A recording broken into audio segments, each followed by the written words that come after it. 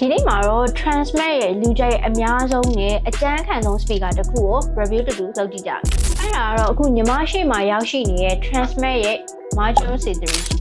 အခု speaker ကိုမြင်တဲ့အတိုင်းပဲလုံးဝကို portable ဖြစ်ပြီးတော့ဒီမှာဆိုလို့ရှိရင်ဒီဘေးဘက်မှာထားတဲ့ function key တွေကတခြား speaker တွေနဲ့မတူဘဲနဲ့လုံးဝကိုတည်တက်နေအောင်တွေ့ရတယ်။ပြီးတော့ဒီအပေါ်ဘက်မှာဆိုလို့ရှိရင်လည်းဒီမှာခြေသား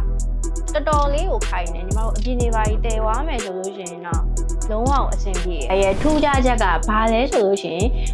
ကိုယ့်ရဲ့ speaker ကတခြားလူဖုန်းနဲ့တွားချိတ်နေတဲ့အခါမျိုးတွေဒါမှမဟုတ် device နဲ့ကိုလုံးဝရှာလို့မတွေ့တော့ဘူးဆိုလို့ရှိရင်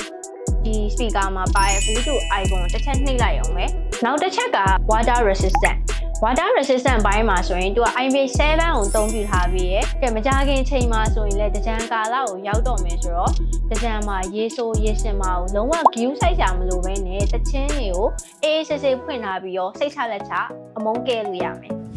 play time ဘိုင်းမှာဆိုလို့ရှိရင်လည်း12နာရီဝန်းကျင်လောက်ထိအေးဆေးသုံးလို့ရတယ်။ကဲပြောနေတာတော်တော်လေးကြာသွားပြီ။ကဲ sound test တူတူလုပ်ကြည့်ကြမယ်။